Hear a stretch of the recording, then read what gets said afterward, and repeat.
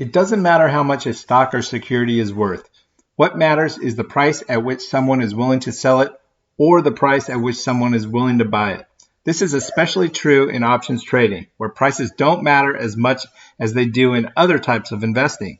In this video, we discuss why prices don't matter when it comes to options trading and how you can use this information to your advantage. We discuss why stock prices don't matter in the short term, why prices do matter in the long term, and how you can win selling options premium. Real quick, guys, please hit the like and subscribe buttons below. Also, be sure and grab the free Simplified Options Strategies Trading Guide. I'll put a link down below. It covers the different strategies, setups, how and when to put them on, max profit, and trade management. It's a great guide to have by your side when trading options. So let's get started. The first reason why stock prices don't matter in the short term is because you're not buying the stock. You're selling an option. By selling options, you're taking on the role of the insurance company. You are collecting premiums from those who are buying options from you, and in return, you're accepting the risk that the stock price might move against you. When you sell an option, your goal is to have the stock stay below the call strike price or above the put strike price, depending on which type of option you sold. It doesn't matter if the stock price goes up or down as long as it stays above or below your strike price. The stock market is extremely efficient. Everything is priced in immediately in real time, and no one has an edge about where a stock price will go in the short term. For this reason, I like to sell premiums on both sides of the market for the short term. We can only lose on one side, and sometimes we win on both sides.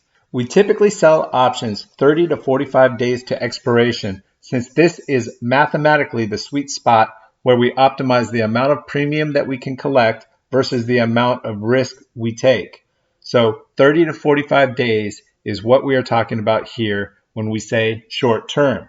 Let's take a look at selling a strangle in PayPal. We sell a strangle by selling the 65 put and 97.5 call option with 44 days to expiration and collect $335. This is basically 1/3 the width of the $10 spread, which is ideal. It has a 73% probability of profit. We can take a look at the chart and see that over the last 6 months, PayPal has stayed within this range. So in the short term, the price can move quite a bit and we still stay within our short strikes and keep the premium collected. Now, stock prices do matter in the long term. They matter because we want to have a long-term outlook on whether a particular stock, industry, or sector is undervalued or overvalued. Short term is tough to say. However, long term, based on history and many other factors, we may feel that we have a preferred direction that we think it will head in the next 1 to 2 years. Now, we will sometimes be right and sometimes be wrong. If we sell premium and are wrong, we can still make money. If we sell premium and are right, then we can make lots and lots of money. This is the beauty of selling options premium. I like to pick undervalued stocks in sectors that I believe will do well over the next 1 to 2 years. Sectors like fintech, DNA sequencing, electric vehicles, and banks are expected to do well. Then I go long and sell puts in those stocks and ride them up month after month. Stocks like SoFi, Illumina, Tesla, Bank of America. At the same time, I like to bet against the market as a whole and sell call verticals in the Qs or SPY to balance out my delta and stay delta neutral. If I think the market is overvalued and headed lower, I will have more short positions and sell more call verticals. If I think the market is undervalued, I will sell more puts and put verticals. However, I will always have some neutral positions on as well. How can we win selling options premium? We need to stick to a set of rules when selling premium.